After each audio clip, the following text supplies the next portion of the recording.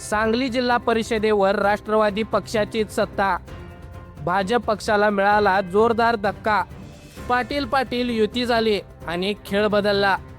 नमस्कार सांगलीकरांनो, मी बोलतोय त्या निकालाबद्दल ज्या निकालाची वाट संपूर्ण महाराष्ट्र बघत होता। मित्रांनो, एक निकाल जो सांगलीचं राजकारण कायमचं बदलून टाकेल। 3 नेते, 3 खेळी आणि एकच खुर्ची।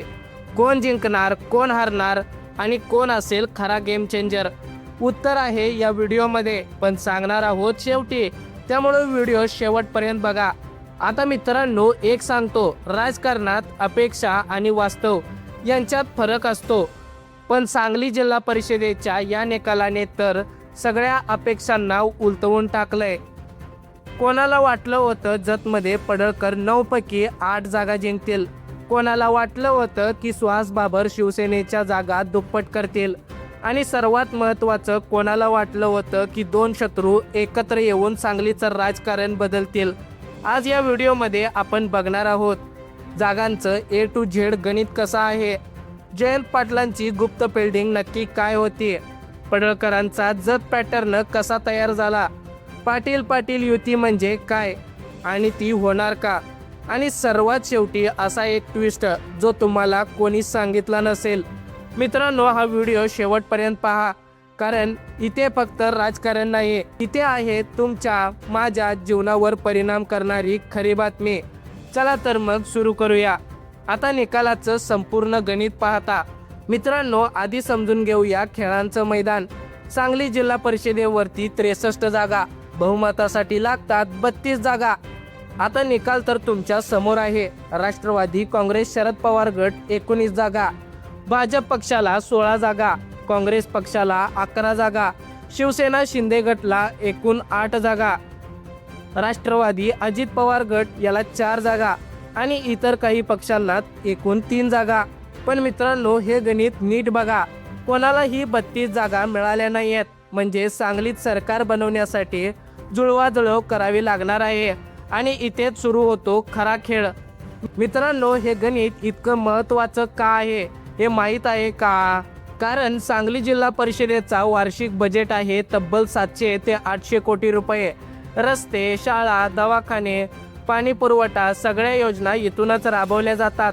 इतका मोठा पैसा कोणाच्या हातात जाणार, यासाठी हे राजकारण इतकं तापलेलं आहे। आणि आता या 63 जागांवर ताबा मिळवण्यासाठी 3 नेते चाली खेळत आहेत। पहिला नेता म्हणजे जयंत पाटील, दुसरा नेता म्हणजे गोपीचंद पडळकर, तिसरा नेता म्हणजे संजय काका पाटील। तिघांचीही इच्छा एकच आहे, अध्यक्षांची खुर्ची। पण ती मिळणार कोणाला हे जाणून घेण्यासाठी आधी समजून घ्यावी लागेल प्रत्येकाची कहाणी। पहिलं म्हणजे जयंत पाटील हे नाव, सांगलीचा सतरंजी खेळाडू। मित्रांनो, सांगलीच्या राजकारणात एक नाव आहे जे गेल्या 35 वर्षांपासून अडळ आहे, ते नाव आहे जयंत पाटील। जयंत पाटील म्हणजे सांगलीचं राजकारण असं म्हणतात, आणि हे वाक्य आजही खरं आहे। आता एक प्रश्न विचारतो, शरद पवार आणि अजित पवार वेगवेगळे झाले, पक्ष दुभागला, कार्यकर्ते विभागले, मतदार कन्फ्यूज झाले। अशा कठीण परिस्थितीत जयंत पाटलांनी काय केलं? त्यांनी केला करेक्ट कार्यक्रम। ईश्वरपूर जयंत पाटलांचा गड, ईश्वरपूर म्हणजे जयंत पाटलांचं घर। इथे विरोधकांना प्रवेश मिळत नाही असं म्हटलं जातं, आणि ते आता वास्तवात आपल्याला दिसून देखील आलेलं आहे। या निवडणुकीत तेच झालेलं आहे। ईश्वरपूरमधील जवळजवळ सर्व जागा राष्ट्रवादीने जिंकल्या। भाजप आणि शिवसेना या दोन्ही पक्षांनी इथे जोर लावला, मात्र जयंत पाटलांचं कार्यकर्त्यांचं जाळं इतकं मजबूत आहे की विरोधकांचे उमेदवार डिपॉझिट वाचवण्यासाठी धावत होते। आता वाळवा मित्रांनो, दुसरा बालेकिल्ला। वाळवा तालुक्यात सहकारी साखर कारखाने आहेत, शेतकरी मतदार जास्त आहे। जयंत पाटलांना शेतकऱ्यांचा सपोर्ट कामी आला, राष्ट्रवादीने जवळजवळ सर्व जागा जिंकल्या। आता शिराळा मित्रांनो, शिराळ्यात जयंत पाटलांनी स्वतः रॅली घेतल्या, एक घर, एक गाव त्यांनी फिरले। आता निकाल तुमच्या समोर आहे, विरोधकांचा सुपडा साफ झालेला आहे, जयंत पाटलांची गुप्त बिल्डिंग कामी आली। मित्रांनो, जयंत पाटलांनी यावेळी एक नवीन स्ट्रॅटर्जी वापरली। ती स्ट्रॅटर्जी होती तरुण चेहरे, जुना अनुभव। त्यांनी 35 वर्षाखालील उमेदवार दिले. हे तरुण उमेदवार सोशल मीडियावर दिवसरात्र ॲक्टिव्ह होते. गावागावात जाऊन थेट लोकांशी बोलत होते आणि सोबत होता जयंत पाटलांचा 35 वर्षांचा अनुभव आणि कार्यकर्त्यांचं जाळं. हे कॉम्बिनेशन इतकं पॉवरफुल ठरलं की विरोधकांना उत्तर देता आलं नाही. 19 जागा हा आकडा छोटा नाही आहे मित्रांनो. एकट्या पक्षाने 19 जागा जिंकणं म्हणजे सांगलीत नंबर 1 राहणं. आणि जयंत पाटलांनी हे सिद्ध केलंय की शरद पवारांचा पक्ष असली राष्ट्रवादी आहे. मित्रांनो, आता पडळकरांचा जत पॅटर्न इतिहास काय सांगतोय. मित्रांनो, आता बोलूया त्या माणसाबद्दल, त्या व्यक्तीबद्दल जो कधी थांबत नाही, जो कधी हार मानत नाही, जो बोलतो ते करतो, म्हणजेच आमदार गोपीचंद पडळकर. मित्रांनो, पडळकर म्हणजे एक वादळ आहे. ते जिथे जातात तिथे राजकारण तापतं. ते जे बोलतात ते थेट असतं आणि त्यांचा समर्थक त्यांच्यासाठी जीव द्यायला सुद्धा तयार असतो. जत तालुक्यामध्ये 9 पैकी 8 जागा हा आकडा ऐकून तुम्हाला धक्का बसला का? बसला नसेल तर बसायलाच हवा. कारण जत म्हणजे सांगलीचा सर्वात मागास, सर्वात दुष्काळी तालुका. इथे पाणी नाही, रस्ते नाहीत, उद्योग नाहीत. वर्षानुवर्ष हा तालुका विकासांपासून वंचित राहिलेला आहे. मग पडळकरांनी इतक्या जागा कशा जिंकल्या? कारण नंबर 1, पाण्यासाठी भांडण. पडळकरांनी जतच्या पाण्याचा प्रश्न कधी विधानसभेत मांडला, कधी संसदेत मांडला, कधी रस्त्यावर उतरून आंदोलन केले. म्हैसाळ सिंचन योजना पूर्ण करण्यासाठी त्यांनी राज्य सरकारशी भांडण केलं. जतच्या शेतकऱ्याला वाटलं हा माणूस आपल्या कामाचा आहे, हा माणूस विकासाचा आहे, जो आपल्यासाठी लढतो. कारण नंबर 2, धनगर समाजाचं एकत्रीकरण. पडळकर धनगर समाजाचे आणि धनगर समाजासाठी वर्षानुवर्ष लढत आहेत. जत आटपाडी पट्ट्यात धनगर समाजाचा प्रमाण मोठा आहे. या समाजाने एक गट्टा पडळकरांना मत दिलं. परंतु मत जरी धनगर समाजाचं मिळालं असलं तरी त्या ठिकाणी राजकारण वेगळं झालेलं होतं. ते म्हणजे विकासपुत्र आणि भूमिपुत्र. विकास कामांसाठी जत तालुक्यात आमदार गोपीचंद पडळकर साहेबांना मतदान मिळालं अशी देखील चर्चा सुरू होती. कारण नंबर 3, थेट संपर्क. पडळकर निवडणुकीच्या 3 महिने आधीपासून जतमध्ये ठाण मांडून होते. प्रत्येक गाव, प्रत्येक वाडी, प्रत्येक घर त्यांनी स्वतः जाऊन लोकांशी बोलले, लोकांच्या समस्या ऐकल्या. हे ग्राउंड कनेक्ट विरोधकांकडे नव्हतं. आटपाडीत धक्का. आता मित्रांनो, काय झालं नक्की आटपाडीमध्ये? मित्रांनो, आटपाडीत पडळकरांना धक्का बसला. त्यांच्या 3 उमेदवारांचा पराभव झाला का? कारण काय आहे? कारण आटपाडीत काँग्रेस आणि राष्ट्रवादीने मिळून स्ट्रॅटेजिक वोटिंग केले. पडळकरांचा उमेदवार कोणत्याही परिस्थितीत नको असा इनफॉर्मल करार झाला आणि त्याचा परिणाम दिसला. पण एकूण पाहता भाजपच्या 16 जागांपैकी 8 जागा एकट्या जतमधून. हा पडळकर पॅटर्न आता संपूर्ण महाराष्ट्राने नोंदवला आहे. भविष्यात पडळकर किती मोठे होतील हे आता आपल्याला स्पष्टपणे दिसून आलेलं आहे. मित्रांनो, एक गोष्ट तर नक्कीच, भाजप हायकमांडने हा निकाल नक्कीच बारकाईने बघितला आहे. पडळकरांची जतमधली चर्चा, पडळकरांचं जतमध्ये वाढलेलं वजन त्यांनी आगामी काळात पक्षात मोठी भूमिका देऊ शकते. पक्ष त्यांच्यासाठी मंत्रीपद, कॅबिनेट मंत्री यांसारखे पद सुद्धा ठेवू शकतो. विधानसभेत त्या आणखी मोठ्या मुद्द्याने येतील असं देखील दिसून येत आहे. मित्रांनो, आता सुहास बाबर वारसा टिकवला आणि इतिहास घडवला. मित्रांनो, काही माणसं असतात जी मोठ्या माणसाच्या सावलीत राहतात आणि काही माणसं असतात जी त्या सावलीतून बाहेर येऊन स्वतःचा प्रकाश निर्माण करतात. सुहास बाबर हे दुसऱ्या प्रकारचे माणूस आहेत. अनिल बाबर साहेब हे नाव खानापूर विटा पट्ट्यात ते दशकानुदशके काम केलेलं आहे. लोकांसाठी लढलेले आहेत, आमदार राहिलेले आहेत, मंत्री राहिलेले आहेत. त्यांच्या अकाली जाण्याने एक मोठी पोकळी निर्माण झाली. सुहास बाबर यांनी ती पोकळी भरून काढली का? 8 जागा हे त्याचं उत्तर आहे. गेल्या वेळी शिवसेना शिंदे गट सांगलीत केवळ 3 ते 4 जागा होत्या मित्रांनो. यावेळी 8 जागा. हे साधं यश नाहीये, हे आहे दुप्पट कामगिरी. खानापूरमध्ये बाबर कुटुंबाचं राज. खानापूरमध्ये बाबर नाव अजूनही जादूसारखं काम करतं. सुहास बाबर यांनी वडिलांच्या कार्याला पुढे नेलं.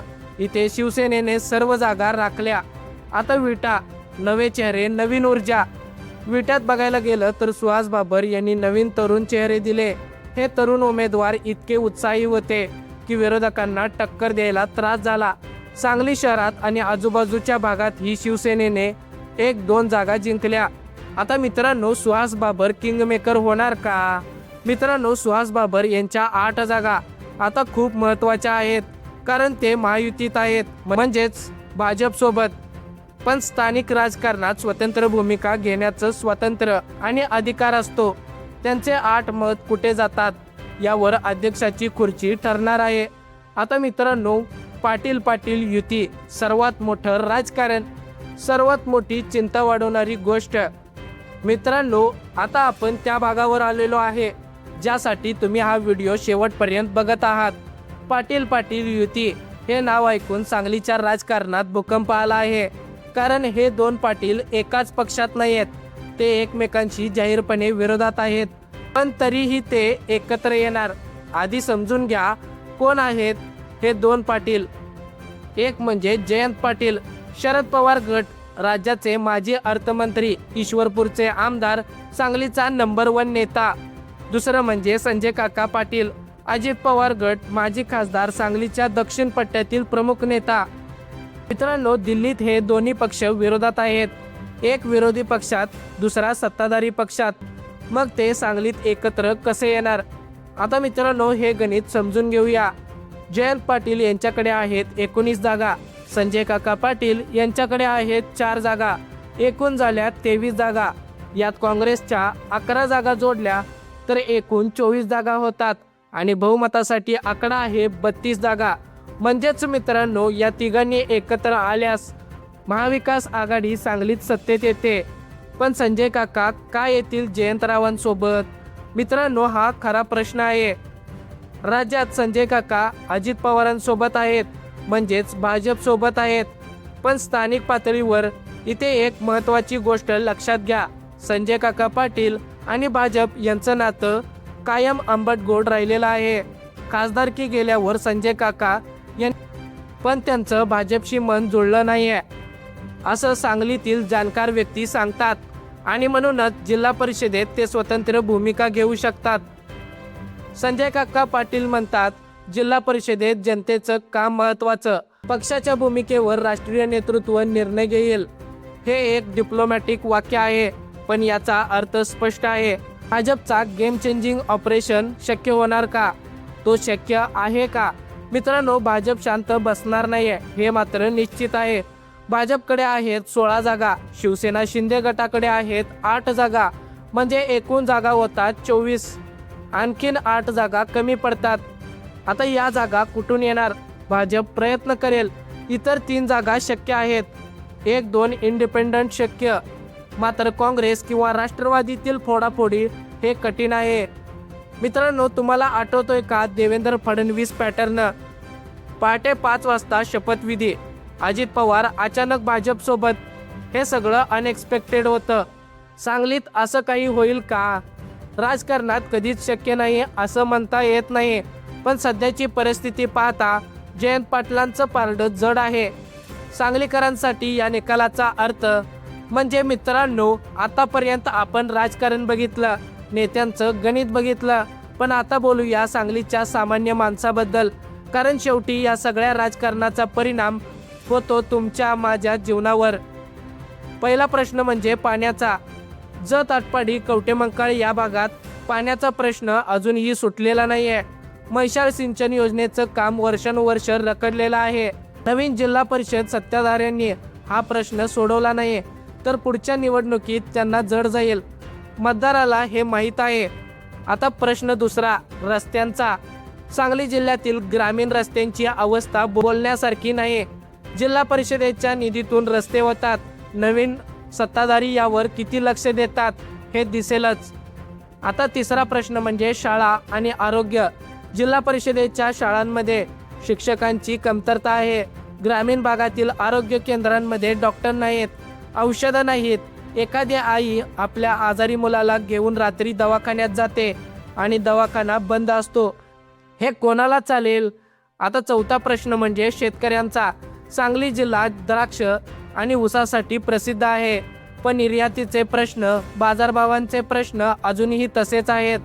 जिल्हा परिषद या प्रश्नावर काम करू शकते का? मित्रांनो, तुम्ही मतदार म्हणून या नेत्याकडून हे प्रश्न सोडवण्याची मागणी करणार का? कारण तुम्ही मत दिलं आहे, बदल्यात विकास मागणं तुमचा हक्क आहे. मित्रांनो, आता सांगतो तो ट्विस्ट जो मी सुरुवातीला सांगितला होता. हा जिल्हा परिषद निकाल म्हणजे फक्त आत्ताचा निकाल नाही. जयंत पाटलांसाठी ईश्वरपूर, वाळवा, शिराळ्यात जिल्हा परिषदेत वर्चस्व, विधानसभेत मजबूत स्थान. जयंत पाटील ईश्वरपूरमधून निवडणूक लढवतात. जिल्हा परिषदेत त्यांचं कार्यकर्त्यांचं जाळं आणखीन मजबूत झालं आहे. विधानसभेत कोण त्यांना टक्कर देणार? आता मित्रांनो, पडळकरांसाठी जत विधानसभा हा पडळकरांचा बालेकिल्ला ठरणार. सांगलीत जे नेतृत्व उभं राहील ते जिल्हा परिषदेच्या कामावर ठरेल. म्हणजे जे पाणी पोहोचवतील, जे रस्ते बांधतील त्यांना मतदार विधानसभेत निवडतील. आणि म्हणूनच ही अध्यक्षाची खुर्ची इतकी महत्त्वाची आहे. तर मित्रांनो, सांगली जिल्हा परिषदेचा हा निकाल म्हणजे फक्त जागांचा हिशोब नाही. हा निकाल म्हणजे जयंत पाटलांचा अनुभव विरुद्ध पडळकरांची ऊर्जा, पाटील युती विरुद्ध महायुती, विकासाचं राजकारण विरुद्ध जातीचं राजकारण. आणि या सगळ्यात एक गोष्ट निश्चित आहे, सांगलीकर जागे झाले आहेत. मतदाराने यावेळी काम करणाऱ्याला मत दिलं, जे जमिनीवर राहिले, जे लोकांशी बोलले, जे प्रश्न सोडवण्यासाठी लढले, त्यांना यश मिळालं. आता तुमची जबाबदारी काय आहे? नवीन जिल्हा परिषद सत्ताधाऱ्यांवर लक्ष ठेवा.